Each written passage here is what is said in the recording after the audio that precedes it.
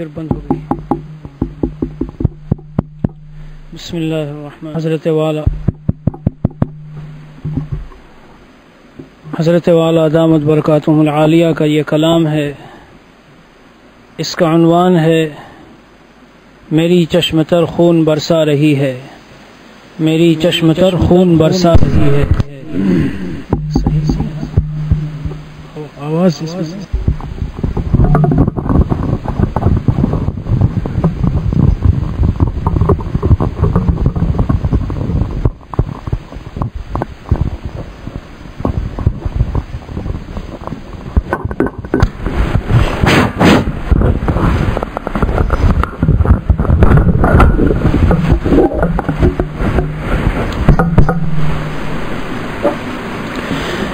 بسم اللہ الرحمن الرحیم.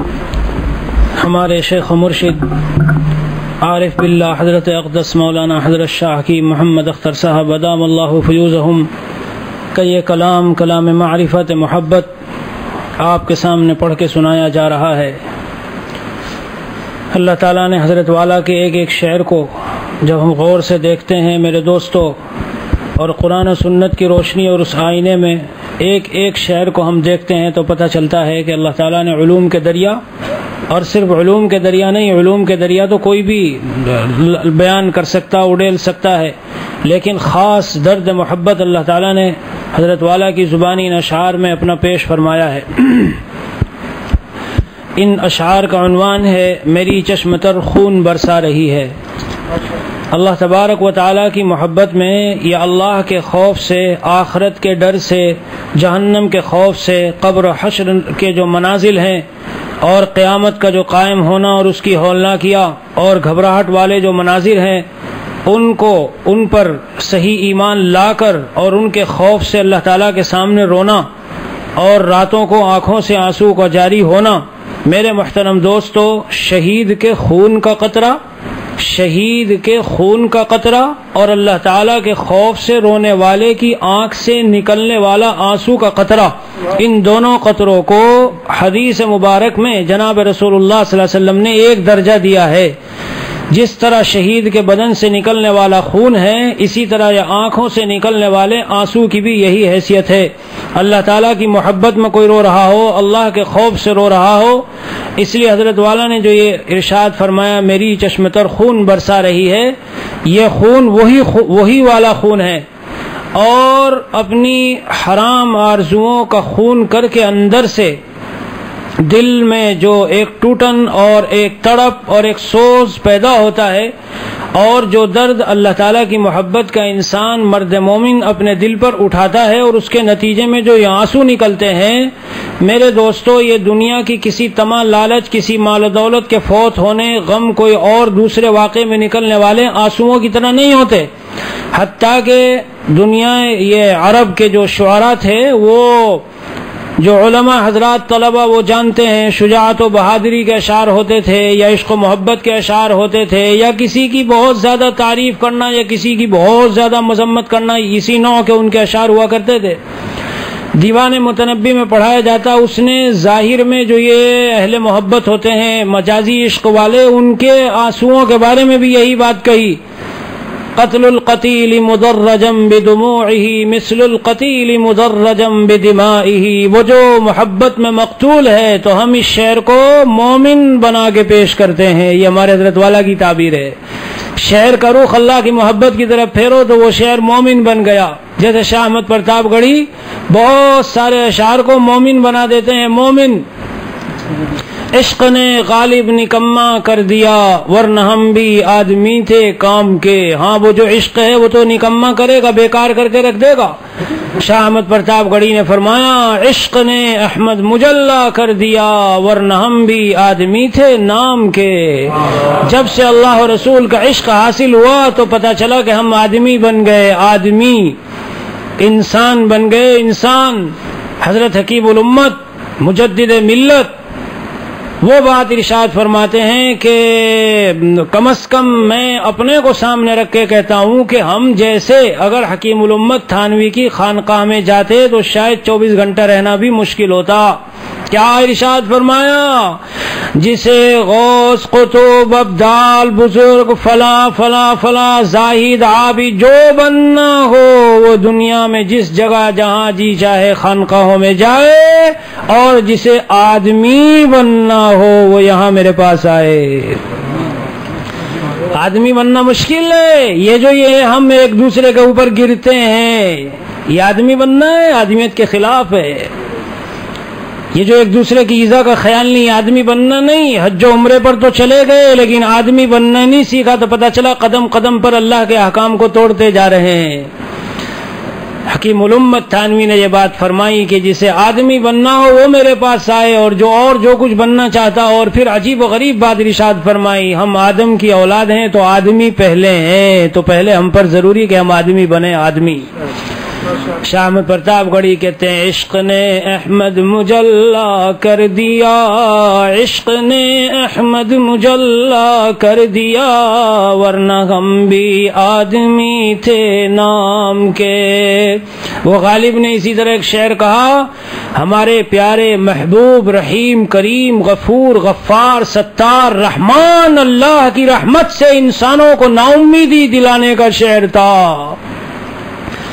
کعبہ کس منہ سے جاؤ گے غالب، پھر بھی تم کو شرم نہیں آتی؟ شہر میں نا امیدی پیش کی جا رہی ہے، اتنے جرم کیے ہیں، کس منہ سے کعبہ جاؤ گے؟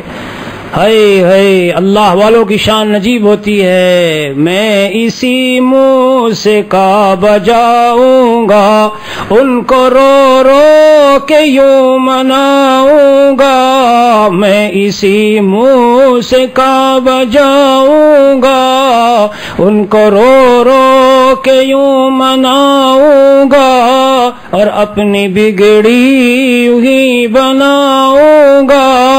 کون کہتا ہے کہ اللہ کے در پہ گنہگار ہو تو نہ جاؤ؟ ارے کتنا بھی بڑا گنہگار، یہ مت سوچ میرے گناہ بہت بڑے ہو گئے، کہاں اللہ مجھے بخشے گا۔ ابھی حضرت والا جب یہ تعویذ یہ جو رکھے ہیں یہاں اجازت نامے سن رہے تھے تو میرے دل میں ایک بات گزر رہی تھی۔ بعض لوگ یہ سمجھتے ہوں کہ روزانہ روزانہ ان کے تذکرے، جیسے بعض ہمیں کہتے ہیں کہ خواب سنتے ہیں، خواب سنتے ہیں۔ میں یہ کہتا ہوں جب اللہ نے دل کے اطمینان کی، فرحت کی، مسرت کی، خوشی کی ایک چیز دی ہے تو اسے چھپا کے رکھنا اللہ کی ایک نعمت کو چھپانا ہے۔ اسے کیوں چھپا کے رکھے؟ اللہ نے ہم پر ایک احسان فرمایا، لَهُمُ الْبُشْرَى فِي الْحَيَاةِ الدُّنْيَا وَفِي الْآخِرَةِ۔ اللہ والوں کے لیے دنیا میں بھی بشارت ہے اور آخرت میں بھی بشارت ہے۔ ہم سب کے محبوب حضرت نبی اکرم صلی اللہ علیہ وسلم نے ارشاد فرمایا احادیث شریفہ میں، وہ خواب کہ جو انسان اپنے حق میں خود دیکھے یا دوسرے لوگ اس کے حق میں خواب دیکھے، یہ ہے اس کی تفسیر۔ اور بھی تفسیر ہے، ثنائے حسن، جدھر دیکھو تو نیک نام، جدھر دیکھو تو اللہ والے کا نام محبت سے لے رہے ہیں، عظمت سے لے رہے ہیں، خیر و بلائی سے لے رہے ہیں۔ تو اگر دبئی حکومت حضرت والا کا نام خیر عظمت اور بڑائی سے لیتی ہے، اور عرب حکومت اجازت دے کے حضرت والا کے نام کو عزت دیتی ہے، تو اللہ کی طرف سے ایک نعمت ہے، اپنی بڑائی جتانے کے لیے نہیں، اللہ کی طرف سے آئی ہوئی ایک خوشی کے سامان کو اللہ کی اس رحمت پر دل کو خوش کرنے کے لیے چھپانے کی کیا ضرورت ہے میرے دوستو؟ حضرت نبی اکرم صلی اللہ علیہ وسلم حضرت والا کے متعلق آپ حضرات سنتے رہتے ہیں بشارتیں، اور اہل علم جانتے ہیں کہ نبی کا جو خواب ہوتا ہے میرے دوستو وہ وسوسہ نہیں ہوتا، اس میں کوئی شیطانی اثر نہیں ہوتا، وہ شیطانی اثر سے پاک ہوتا ہے۔ اللہ کے نبی صلی اللہ علیہ وسلم، مختلف لوگ اس خانقاہ سے جڑے ہی اس طرح سے ہیں، اللہ نے ان کو غائبانہ طور پر بھیجا کہ جاؤ، ان کو دکھلایا سارا حال کہ جاؤ اور جا کر کے وہاں سے لو، خزانہ کچھ تمہیں وہاں ملے گا۔ اللہ کے نبی صلی اللہ علیہ وسلم تشریف لا رہے ہیں، بشارتیں دے رہے ہیں۔ اور بالخصوص جو آدمی مریض ہو، قلب کا مریض ہو اور ایسی حالت میں ہو، اس کے سامنے تو میں یہ سمجھتا ہوں، میں بلا کسی مبالغے کے کہتا ہوں کہ ایسی چیزوں کا بیان کرنا اس نیت سے کہ ایک اللہ کے نیک صالح بندے کا دل خوش ہوگا، ایک بیمار کو ایک طرح کی تسکین قلب نصیب ہوگی، تو میرے دوستو مزید عبادت میں اس کا شمار ہوگا، یا مزید عبادت میں نیتوں کا اعمال کا مدار نیتوں پر ہے. اگر ہم یہ نیت رکھیں تو اس میں مزید اجر ملے گا کہ ایک شخص بیمار اور اس کے قلب کو سکون تسکین. اسی لیے جناب رسول اللہ صلی اللہ علیہ وسلم کی سنت بیمار کی عیادت. تو اس میں ایک بات یہ بھی ہے کہ جا کے کہو لا باس طہور انشاءاللہ، لا باس طہور انشاءاللہ. ایک شخص جاتا ہے بیمار کے بعد، اوہو یہ بیماری آنے کے بعد تو پھر کہاں چھوٹتی ہے، تو بہت مشکل، اور اس کا تو آپریشن ہی ہوگا، آپریشن کے علاوہ کوئی علاج نہیں. یہ نادان و جاہل ہے. جا کے کہنا چاہیے ارے میاں آج کل تو ڈاکٹروں نے اتنی ریسرچ کر لی، کیا ہے تو کھیل تماشا ہے آج کل، جاؤ دیکھو کتنے لوگ ہیں، روزانہ شفا ہو رہی ہے، روزانہ کتنے بیمار کتنے صحتیاب ہو رہے ہیں. یہ ہے بیماروں کو تسلی دینے کا طریقہ. آپ شوگر کی بیماری سے ڈر گئے، بلڈ پریشر کی بیماری سے ڈر گئے، جاؤ دیکھو اور دوسرا چوتھا آدمی بیمار پڑا ہوا ہے اور کوئی خاص نہیں، 20 سال ہو گئے میں فلاں کو جانتا ہوں اور مزے کے ساتھ زندگی گزار رہا ہے، تو سارے کام ہو رہے ہیں. میرے دوستو یوں جا کے کہنا چاہیے. یہ جو ڈرا دیتے اور خوف دلا دیتے ہیں، تو میرا عرض کرنے کا منشا یہ تھا، میں تو عرض کرتا تھا ہمیں ایک ایسے رحمان رحیم کریم اللہ سے واسطہ پڑا ہے اور بقول حضرت والا کے ایسے مولا کریم سے پالا پڑا ہے، تو ہم کیوں محروم ہوں، کیوں اداسی دل میں لیں، کیوں مایوسی دل میں لیں، کیوں پریشان پریشان پھریں، کیوں اداس اداس پھریں. ہمارا اللہ اتنا رحیم و کریم ہے. اور میں نے اس دن عرض کیا تھا ایمان دینا انشاءاللہ دلیل ہی اس بات کی ہے کہ خاتمہ بھی ایمان پر ہوگا اور ایمان پر مریں گے اور انشاءاللہ اللہ کی جنتوں میں مزے لیں گے.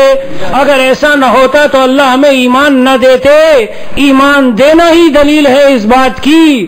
ہم نے اللہ سے مانگا نہیں، اللہ نے بلا استحقاق عطا فرمایا. اس لیے اپنے اللہ سے امیدیں رکھنی چاہیے، مایوس نہ پھریں ہم. اگر ہم ایسے مولا کریم کو نہ پر ایمان نہ رکھتے، میں تو کبھی گھر میں کہہ دیتا ہوں اگر اللہ تعالیٰ سے میرا واسطہ نہ ہوتا اور یہ قرآن مجھے نہ ملا ہوتا تو میں تو شاید کب کا ٹینشن سے اور پریشانیوں سے مر گیا ہوتا. اللہ نے قرآن میں ایسی ایسی چیزیں اتار دی، میں لفظ بڑے شرح صدر سے کہہ سکتا ہوں کہ انسانی زندگی کا کوئی چھوٹا بڑا مسئلہ نہیں ہے جس کا حل قرآن میں موجود نہ ہو. اپنے علم کا دعویٰ نہیں کرتا، لیکن اتنا ضرور عرض کرتا ہوں توفیق الہی فضل الہی میرے محبوب مرشد کی توجہات و دعاؤں کی برکت سے زندگی میں آج تک جب کوئی مسئلہ سامنے آیا تو اس کا اجمالی اس کا ضرور کچھ نہ کچھ نقشہ قرآن میں موجود مل گیا. فوراً تسلی، فوراً اطمینان، سکون میسر آ گیا. میرے اللہ نے قرآن میں اس طرح ذکر کیا ہے. کعبہ کس منہ سے جاؤ گے غالب؟ کیوں نہ جائیں کعبہ اور کیوں اپنے اللہ کو نہ منائیں؟ ابھی رمضان کا مہینہ آ رہا ہے، کتنے بھی گناہ ہوئے ہو میرے دوستو آج ہی تائب ہو جائیں. اور میں نے کل عرض کیا تھا ہمارے حضرت مولانا عبدالحمید صاحب کا طریق ہے کہ جو رمضان گزارنے آتے ہیں تو وہ کچھ دن پہلے چلے آتے ہیں اور تقریباً پورا چلہ کر لیتے ہیں. تو جن کو رمضان گزارنا ہی تو چلہ کریں انشاءاللہ، اتباع سنت کے ساتھ، تکبیر اولیٰ کے ساتھ، تمام امور کی پابندی رکھتے ہوئے، باہر کی گندی فضا سے بچ کر یہاں پڑھ کر جب ہم وقت گزار لیں گے 40 دن کے بعد جو گھر جائیں گے نا تو خود اپنی حالت کا احساس خود ہو جائے گا کہ میں 40 دن پہلے کچھ اور تھا اور آج کچھ اور ہوں، خود احساس ہو جائے گا. تو دیوان متنبی میں وہ شاعر کہہ رہا ہے، میں نے کہا اس شعر کو ہم مومن بنا لے. قتل القتیل مدرجم بدموعہ مثل القتیل مدرجم بدمائہ. ایک وہ مقتول ہے جو اپنے کسی محبوب کی یاد میں تڑپ تڑپ کے رات و دن آنسو بہا رہا ہے. تو وہ متنبی شاعر کہتا ہے ان آنسوؤں کی قیمت کو تم کم مت سمجھنا. وہ جو آدمی گردن کٹا کے خون میں لت پت ہے اس سے کم ان آنسوؤں کی قیمت نہیں ہے. لیکن حقیقت یہ ہے میرے دوستو، یہ ہمارے اللہ کی محبت پر بات صادق آتی ہے. اور جناب رسول اللہ صلی اللہ علیہ وسلم نے جہاں آنسوؤں کے قطرے کا ذکر کیا ہے تو قطرتان فرمایا ہے. قطرتان، 2 قطرے، اس میں قطرۃ دم تحراق فی سبیل اللہ. ایک تو یہ قطرہ ہے جو اللہ کے راستے میں خون کا گرتا ہے، یہ بھی اللہ کو بڑا محبوب اور بڑا پسندیدہ ہے. ابھی تو ایمان ہی نہیں بنا، کہاں قطرۃ دم کی بات کرتے ہو؟ یہ دیکھو کیسے غیروں نے ہم میں کیسی بات چلائی، مجھے اس موضوع پہ بات نہیں کرنی، لیکن اللہ نے کہا میں نے کچھ بندوں کے لیے ایک short way, short cut to the جنت میں نے ایک رکھا ہے، شارٹ راستہ، مختصر۔ ہم چاہتے ہیں نہیں یہ بھی مفصل راستے سے جنت میں جائے، یہ کیوں جانا چاہتا ہے مختصر راستے سے؟ روکو اس کو، بندش لگاؤ اس کے اوپر۔ اور پھر احکام کی تعمیل سے ایمان بنتا ہے، احکام کو چھوڑ کے ایمان بنتا ہے۔ اگر یہی ایمان بننے والی بات ہے میرے دوستو، تو پھر تو کہو اے نماز پڑھتے ہو، اب بھی نماز پڑھتے ہو، تمہارا بھی ایمان تو بنا نہیں ہے۔ ارے قرآن کی تلاوت کرتے ہو، ابھی قرآن کی تلاوت، ابھی تو تمہارا ایمان تو بنا نہیں ہے۔ بہرحال وہ قطرہ بھی اللہ کو بڑا محبوب اور پسند ہے، اور اسی طرح جو آنکھ سے آنسو بہتے ہیں۔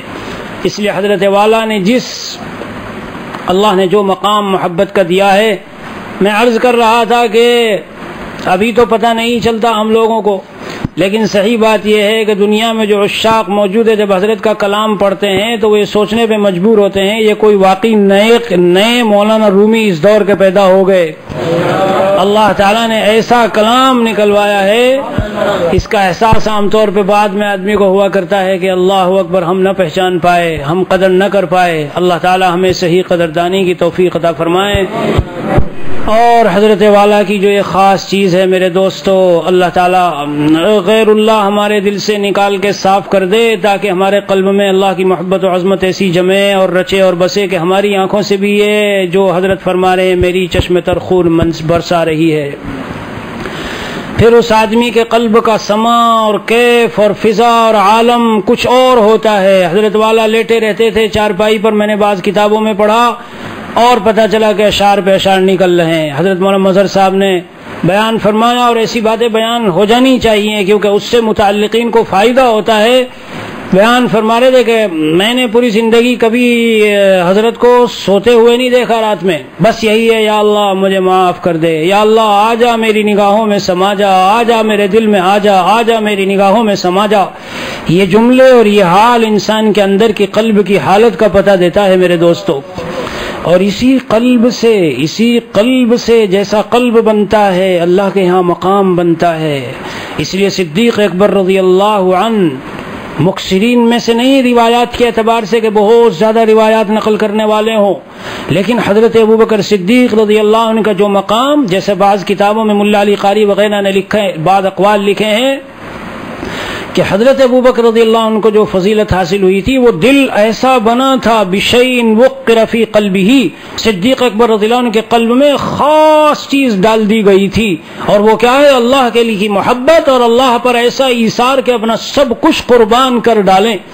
بہت سے لوگ یہ سمجھتے لاکھ ہوتے تو میں لاکھ دے دیتا، میرے پاس لاکھ نہیں صرف 10,000 ہیں تو میں کیا دے دوں؟ میرے بھائی جان کے رکھ، اگر تیرے پاس 10,000 ہے اور اہل و عیال ہیں اور اسی تنگی میں تو اس میں سے 1,000 500 100 200 50 20 دے گا، ممکن ہے کہ وہ جو کروڑ اور لاکھ دے رہا ہے اللہ کے یہاں یہ 10 اور یہ 50 اس کروڑ اور لاکھ سے زیادہ بڑھ جائیں۔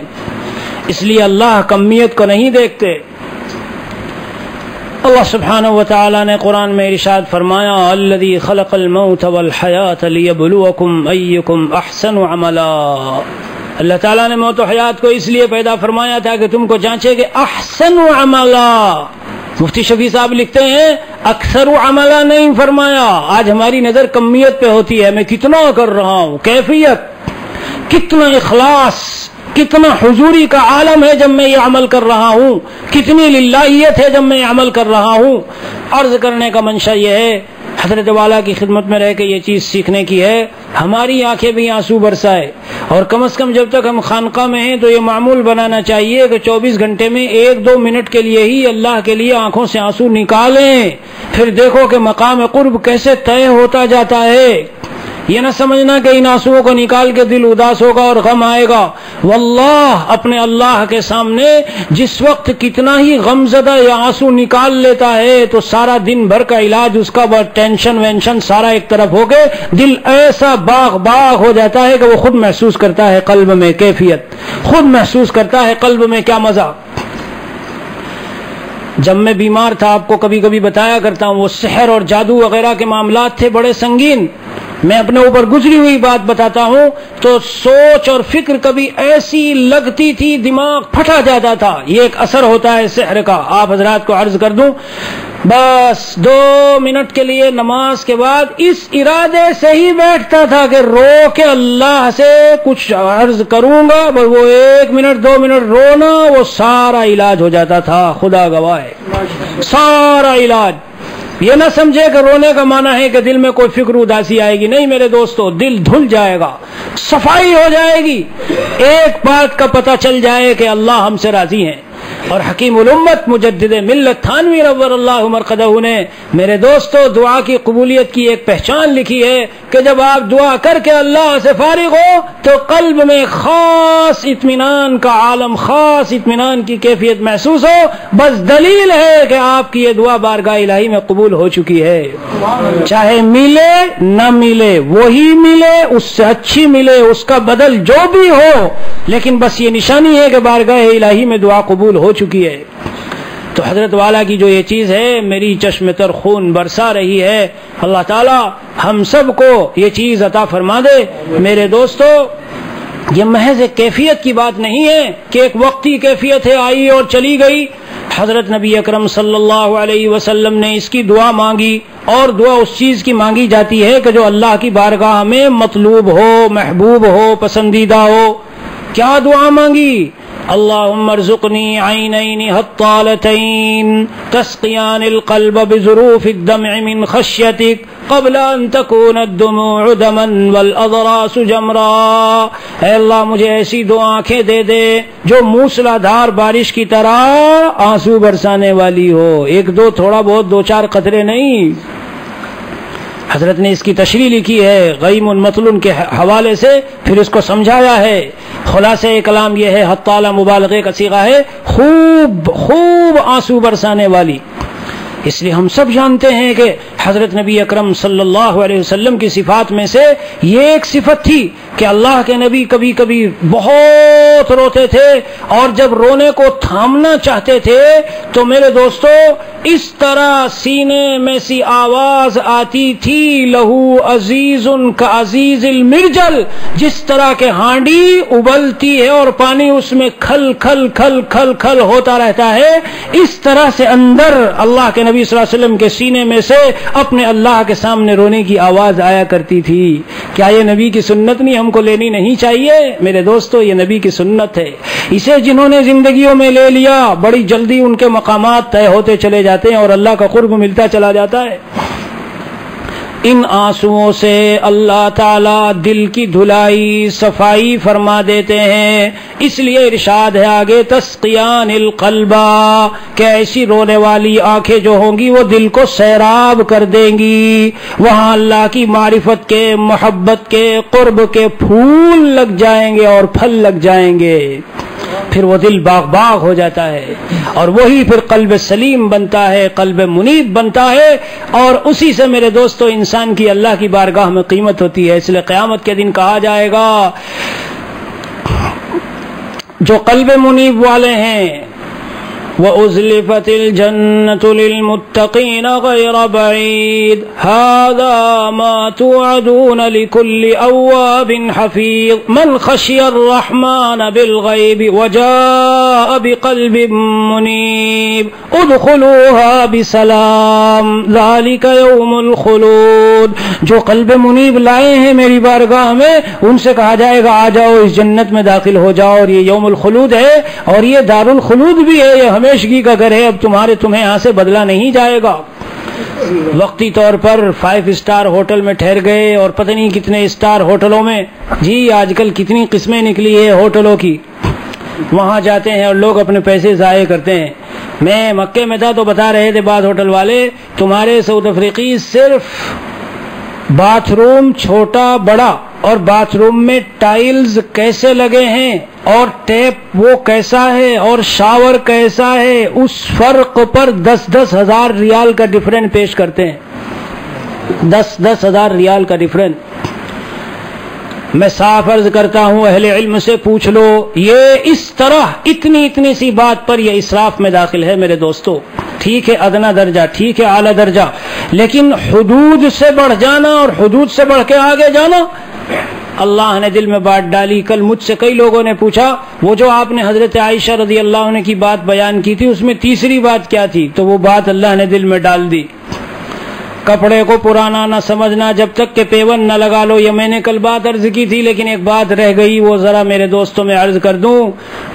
کیا بات ہے جی. اللہ کے نبی صلی اللہ علیہ وسلم اپنی محبوب پیاری لاڈلی چہیتی بیوی اور ہماری یہ ازواج مطہرات میں سے ہماری امہات المؤمنین میں سے حضرت عائشہ رضی اللہ عنہا, جن کو کبھی کبھی محبت میں اللہ کے نبی فرماتے تھے اے میری حمیرہ, اے میری حمیرہ, محبت کا خطاب ہے, فرمایا کرتے تھے. کیا فرمایا؟ اگر تم مجھ سے ملنا چاہتی ہو تو یہ 3 کام ہے لازم. اتنا توشہ اپنے لیے لے لینا اور اختیار کر لینا کزاد الراکب, جتنا مسافر سوار جو جا رہا ہو اس کے پاس توشہ ہوتا ہے. محدثین نے لکھا اللہ کے نبی صلی اللہ علیہ وسلم نے مسافر, وہ جو مسافر سوار ہو اس کا توشہ کیوں فرمایا؟ میں اور آپ اگر پیدل اونٹ پر چلنے لگے اور یہاں سے لاہور تک جانا ہو تو پتہ نہیں 10 دن 15 دن تو بہت سارا توشہ لینا پڑے گا ساتھ میں. تو حضور اکرم صلی اللہ علیہ وسلم نے فرمایا اے عائشہ وہ جو سوار ہوتا ہے, سوار, پیدل, اس زمانے کی سواری وہ تھی پیدل. اب کے اعتبار سے ہم اسے سمجھ سکتے ہیں کہ جیسے یہ جو دوسری سواریاں ہیں, ایک دن میں آپ پہنچ جائیں گے, چند گھنٹوں میں پہنچ جائیں گے, تو کتنا سا توشہ, بس تھوڑا سا جس سے گزر ہو جائے, جس سے کام چل جائے, بس یہی بات فرمائی. دنیا میں سے بس اتنا لے کے رکھنا, اتنا لے کے رکھنا. ہوٹلوں پر, 5 اسٹار ہوٹلوں پر اور 7 اسٹار ہوٹلوں پر ایسے فضول خرچیاں ہو رہی ہے میرے دوستو. تو بات یہ چل رہی تھی, حضرت عائشہ رضی اللہ عنہ کو یہ بات فرمائی.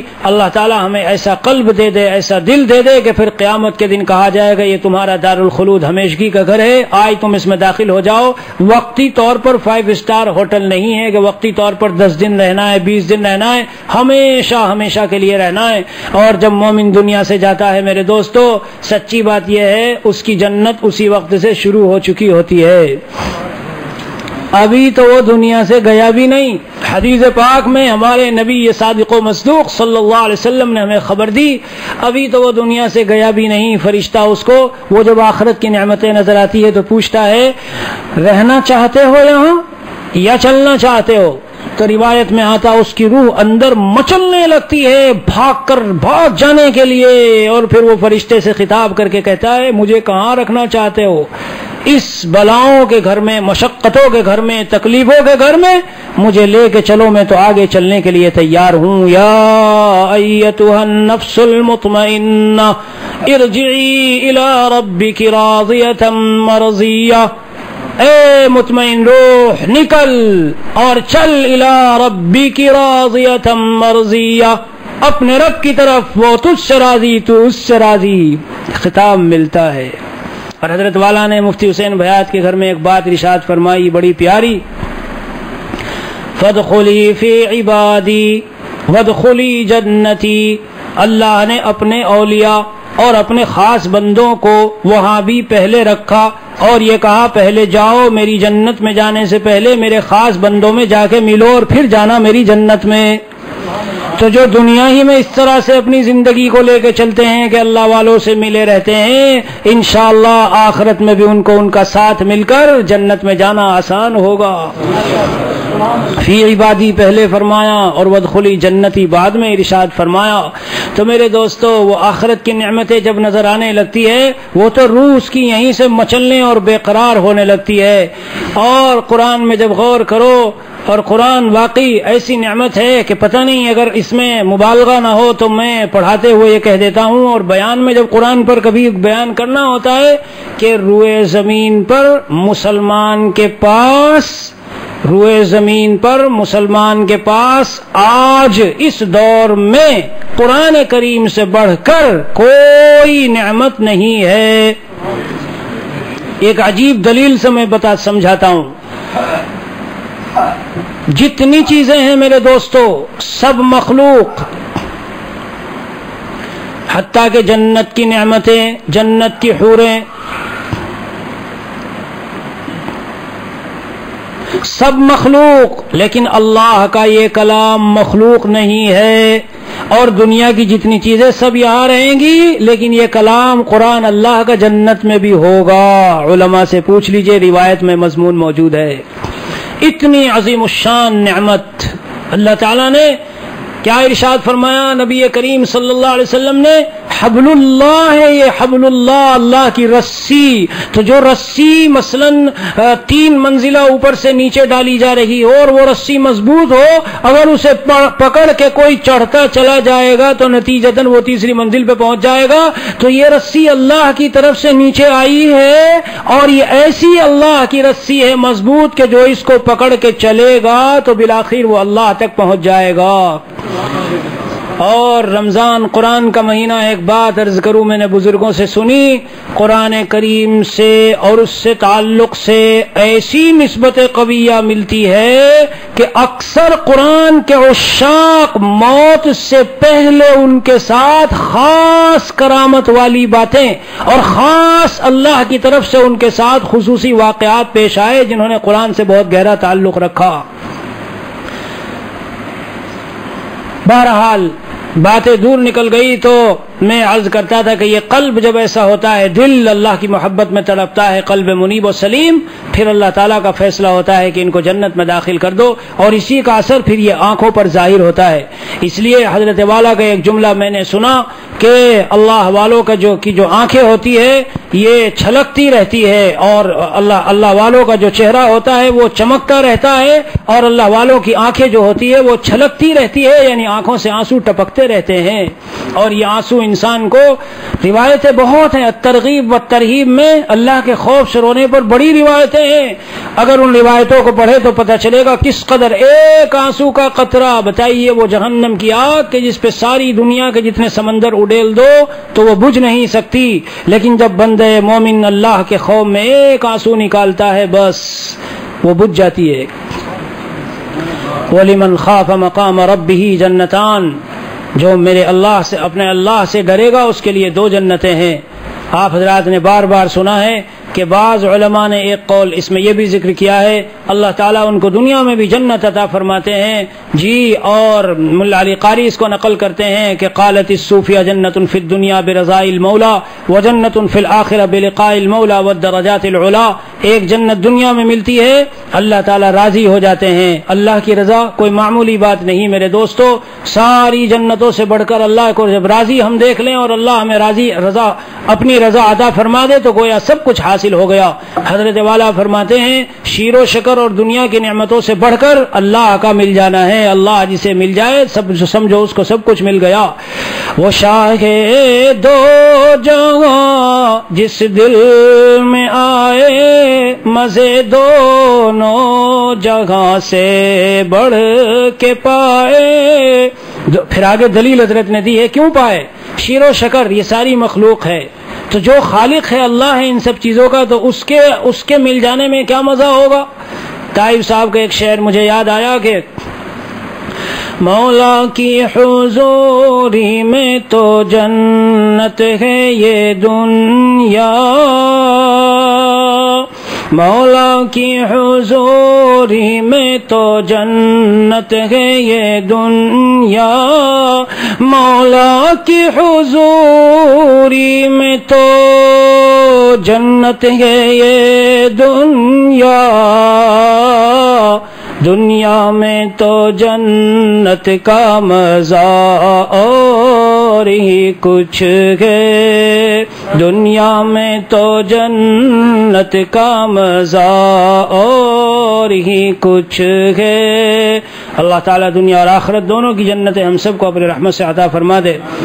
تو حضرت والا کا یہ کلام سناتا ہوں جو صبح حضرت نے کمرے میں بھی سنا تھا، میری چشم تر خون برسا رہی ہے، میری چشم تر خون برسا رہی ہے، میری چشم تر خون برسا رہی ہے، جہاں بھی کہیں سنگ در پا رہی ہے، میری چشم تر خون برسا رہی ہے، جہاں بھی کہیں سنگ در پا رہی ہے، میری آہ کی کچھ خبر لا رہی ہے، صبا آج با چشم تر آ رہی ہے، صبا آج با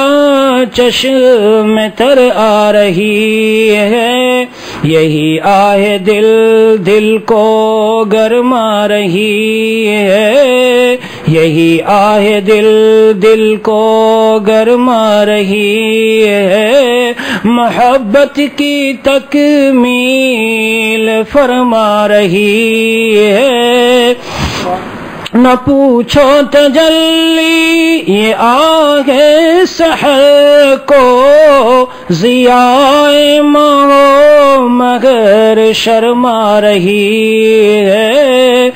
اس لیے اللہ والوں کے چہروں کو دیکھ کر، یہ جو اللہ والے رات کو اٹھ کر اللہ کے سامنے روتے ہیں، اللہ تعالیٰ کی تجلیات خاص ان کے چہروں پر پڑتی ہے، اور نتیجہ یہ ہوتا ہے میرے دوستو کہ دنیا کے بڑے بڑے ایئرپورٹوں پر یورپی ملکوں میں وہ کافر بھی جب ان چہروں کو دیکھتے ہیں تو تھوڑی دیر کے لیے ٹھہر جاتے ہیں اور تکتے رہتے ہیں، غور سے دیکھتے رہتے ہیں۔ سارے ہمارے بزرگوں کے واقعات ہیں۔ ہمارے حضرت والا جب وہاں گرگ نیشنل پارک میں گئے تھے تو ایک کالا کافر دیکھ کے یہی بات کہتا اور پھر کلمہ پڑھا۔ حضرت جلال آبادی جب انگلینڈ کے ایئرپورٹ پہ تھے تو جتنے امیگریشن آفیسر تھے سب آ گئے اور آ کے دیکھ کے کہنے لگے کہ یہ چہرہ تو جیزس یعنی حضرت عیسیٰ علیہ السلام کے چہرے سے ملتا جلتا ہمیں دکھائی دے رہا ہے۔ حضرت مفتی محمود صاحب گنگوہی کو دیکھا تو تب وہی بات حاصل ہوئی۔ ہاں، کتنے ہی کریم پاؤڈر لگا لو میرے دوستو، دنیا کی مارکیٹ سے اعلیٰ کریم پاؤڈر خرید کے لے آؤ، لیکن کبھی بھی یہ حسن اور یہ تجلی خاص نہیں مل سکتی۔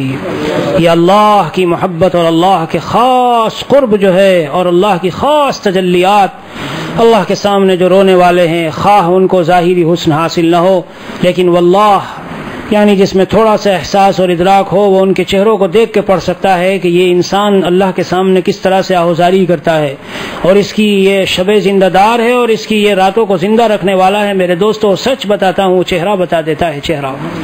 کریم پاؤڈر کے ذریعے سے تو آدمی ظاہری حسن نصیب، اور میں طلباء سے ایک بات کہتا ہوں، وہ مذاق کی تو ہے لیکن حقیقت بھی ہے، میری سمجھ میں نہیں آتا کہ مرد لوگ کریم پاؤڈر کب سے لگانے لگے۔ افریقہ میں طلباء سے خوب کہتا ہوں، میں نے کہا بھائی میری سمجھ سے باہر یہ بات ہے کہ مردوں میں بھی کریم پاؤڈر چلتا ہے، سب لگاتے ہیں، سب خریدتے ہیں۔ ایک امام صاحب میرے دوست ہیں، نماز پڑھانے جا رہے ہیں تو جیب سے وہ نکال لیں ہونٹوں پر، ادھر امامت کرانے جاتے ہیں اور ہونٹوں کو دیکھ رہے ہیں، اپنے ہونٹوں پہ لگا رہے ہیں۔ میرا گمان ہے کہ یہاں بھی مدارس میں یہ چیز نہیں، ہندوستان کے کسی مدرسے میں نہ ہم نے کبھی دیکھی نہ ہم نے کبھی سنی۔ ہاں، یہ کچھ ویسلین وغیرہ لگانا یا کوئی دوائی کے کوئی سخت سردی میں کوئی لہر اٹھی اور کوئی بدن میں کچھ وہ بات پیدا ہو گئی، لیکن یہ کہ غسل کرو تو 1 گھنٹے کے لیے باتھ روم میں گھس گئے۔ مردوں نے اپنوں کو عورت بنا رکھا ہے آج، طرح طرح کے دنیا بھر کے یہ وہ چیزیں، میں تو سمجھتا ہوں میری سمجھ سے بالا تر ہے یہ سب کہاں سے آیا۔ جی، مرد کو تو طاقتور، جرأت مند اور قوت والا، اور اس کے اعضاء میں تو صلابت اور سختی، اور ایک بات وہ پیدا ہونی چاہیے جو عورتوں سے ہٹ کر ہو۔ یہ عورتوں والی بات مغربی ملکوں نے دی ہے، اللہ نے مجھے توفیق دی تو میں آپ کو بتاؤں گا۔ مغربی تہذیب کے 4 ستون ہیں، ان پر کھڑی ہے یہ پوری۔ میں تقریر الحمدللہ اللہ کے فضل سے کرتا ہوں، ابھی بھی طلباء کو سمجھا کے آیا، خدا را اس دلدل سے اپنے آپ کو نکالو، ورنہ یہ پتہ چلے گا 70 سال گزار کر صبح ہوتی تھی شام ہوتی تھی، شام ہوتی تھی صبح کو تو شاندار طریقے سے گدے ڈالو، بچھاؤ، ایک تن کا ایک گرد و غبار کا ٹکڑا گھر سے صاف کرو، ظہر تک تو یہ کیا، ظہر کے بعد سے وہ کھانا بنانا پکانا اور یہ پھیلانا شروع کیا تو رات ہو گئی، تو رات سے صبح سے رات تک، جیسے کہ یہ انسان پیدا ہی اس مقصد کے لیے ہوا ہو۔ 4 اس کے ستون ہیں، 4۔ نمبر 1 اسراف، نمبر 2 تعیش، نمبر 3 بے حد عریانی فحاشی، اور نمبر 4 مباحات کی کثرت۔ ان 4 ستونوں پر یہ تہذیب کھڑی ہے۔ مولانا عمر پالنپوری کو میں نے کئی مرتبہ، ہم مرکز نظام الدین میں جایا کرتے تھے، 2 دن 3 دن جا کے ٹھہر جاتے تھے، کئی مرتبہ میں نے مولانا کو یہ بیان کرتے ہوئے سنا۔ ایک جماعت تبلیغ کی نسبت سے ایک عورت ایمان میں داخل ہوئی، کافر تھی، جب اس کا بیان کسی یونیورسٹی میں رکھا گیا تو یونیورسٹی کی لڑکیاں، آج ہمارا ذہن ہے اس طرح سے، امریکہ سے آیا، کینیڈا سے آیا، لندن سے آیا، سمجھتے بہت، تو وہ عورت بھی کسی اسی ملک کی رہنے والی تھی، اور وہ سب جو ہے کریم پاؤڈر ٹیپ ٹاپ زیب و زینت کی ساری ادائیں سجا بجا کے وہاں بیٹھی تھی انتظار میں کہ ایک فلاں ملک کی عورت آج ہمیں خطاب کرے گی۔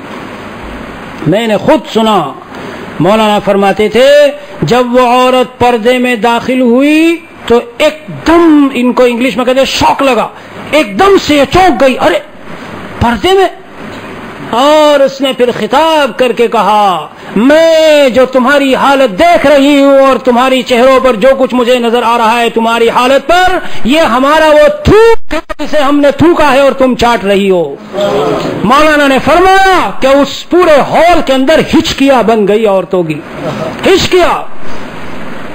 مجھے پتہ نہیں کراچی کا کیا ماحول ہے، لیکن آج ہمارا جوان طبقہ زیب و زینت کے لمبے چوڑے پروگرام پہ چلتا ہے۔ مسلمان اس لیے پیدا نہیں ہوا میرے دوستو، ہماری پیدائش کی غرض و غایت اور مقصد کچھ اور ہے۔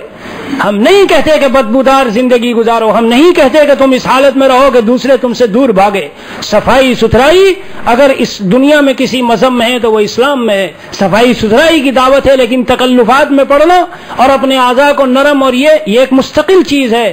انشاءاللہ کبھی میں عرض کروں گا اور بیان کروں گا اس کے اوپر۔ یہ 4 ستون ہیں، اور بحمد اللہ میرے پاس قرآن و حدیث سے ہر ایک کے سلسلے میں ماخذ اور دلیل موجود ہے کہ یہ 4 غلط ہیں۔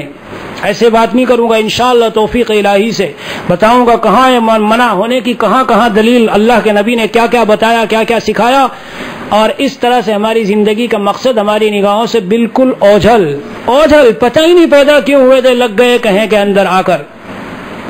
اللہ تعالی ہماری رہنمائی فرمائے اور اصلاح فرمائے، اور ہمارے قلوب کو اللہ اپنی طرف پھیر دے۔ تو حضرت یہ فرما رہے ضیائے ماہ و مہر شرما رہی ہے، سب شرما جائیں گے، یہ چاند ستاروں کی جو کچھ ہے اور آفتاب و ماہتاب کی، یہ تو مخلوق ہے، اور اللہ کی جو تجلی ہوگی میرے دوستو اس کا کیا کہنا۔ اس لیے اندھیرے میں بھی جب اللہ والے نکلیں گے تو دیکھو ان کے چہروں کو کس طرح سے چمکتے ہیں۔ حضرت نبی اکرم صلی اللہ تعالی علیہ وسلم سبحان اللہ جب تشبیہ دی جاتی تھی، کہتے ہیں صحابی میں ایک مرتبہ ادھر دیکھتا ہوں، ایک مرتبہ 14ویں رات کے چاند کی طرف دیکھتا ہوں تو مجھے لگتا ہے کہ اس کی روشنی پھیکی پڑی ہوئی ہے۔ جس گلی کوچے میں جس گھر میں آپ صلی اللہ علیہ وسلم تشریف لے جاتے تو چمک اٹھتا تھا۔ جی یہ کہیں کہ انوار و تجلیات تھی، یہ کریم پاؤڈر کی انوار و تجلیات العیاذ باللہ نہیں تھی۔ جی یہ تو اللہ کے نبی کے چہرے پر، ویسے ہی نائبین نبی جو اولیاء اللہ ہیں ان کے چہروں پر اللہ اپنی خاص تجلی رکھتے ہیں۔ اللہ تعالی ہمیں بھی اپنی بارگاہ خصوصی سے اور حضرت والا کے یہاں آنے کی برکت سے اور ان مجالس کی برکت سے، مجالس میرے دوستو اللہ کی بارگاہ میں بڑی محبوب ہوتی ہیں، بڑی محبوب ہوتی ہیں۔ صحاح میں یہ حدیث موجود ہے، صحیح حدیث، کہ جو بندہ ویسے ہی آتا ہے، گاڑی کی چابی لینی تھی، اتفاق سے وہ آدمی یہاں بیٹھے تھے تو مجھے آنا پڑ گیا تاکہ جلدی سے جب بیان ختم ہو تو گاڑی کی چابی لے کے جاؤں۔ اب بیان سن لیا، فرشتے کہتے ہیں یہ تو گاڑی کی چابی لینے یعنی کسی اور مقصد سے آیا تھا، اخلاص سے تو آپ کا نام سننے نہیں آیا تھا۔ اللہ تعالیٰ کہتے ہیں ہم القوم لا یشقی جلیسہم، یہ وہ لوگ ہیں کہ ان کے پاس بیٹھنے والے کو میں محروم نہیں کر سکتا، میں اس کو بھی بخشوں گا، اس کو بھی بخش دیتے ہیں۔ ہاں میرے دوستو دل پہ چوٹ لگ جاتی ہے، بس پتا چلا کایا پلٹ گئی، یہ ہے بخشش کا سامان۔ اس طرح اللہ کرتے ہیں، جسے اللہ چنتے ہیں پھر اللہ تعالیٰ اسی طرح اپنی طرف کھینچ لیتے ہیں۔ اللہ کی شان رحیمی اور حضرت والا کے بڑے واعظ ہیں، شان جذب اللہ کی، اللہ کس طرح بندے کو اپنی طرف کھینچتے ہیں۔ اور خاص طور سے حضرت یہ شعر بہت پڑھا کرتے ہیں کہ میں سمجھتا تھا مجھے ان کی طلب ہے اصغر، میں سمجھتا تھا مجھے ان کی طلب ہے اصغر، یعنی میں تو یہ سمجھ رہا تھا کہ شاید میں اللہ کو طلب کر رہا ہوں، لیکن حقیقت میں پتہ چلا کہ اللہ ہی مجھے اپنی طرف کھینچے لیے جا رہے ہیں۔ اللہ تعالیٰ اپنی رحمت سے، اور رمضان المبارک کا مبارک مہینہ آ رہا ہے، اللہ تعالیٰ اس مبارک مہینے کی برکت سے ہم جب اس یہ رمضان ہمارے سروں پہ گزرے تو اس حال میں گزرے کہ اولیاء صدیقین کے خط منتہا تک ہم پہنچ چکے ہوں، اور اللہ وہ نسبت تامہ کاملہ ہمیں عطا فرما دے جو اللہ نے اپنے بڑے سے بڑے مقرب بندے کو روئے زمین پر عطا کی ہے۔ سبحان اللہ۔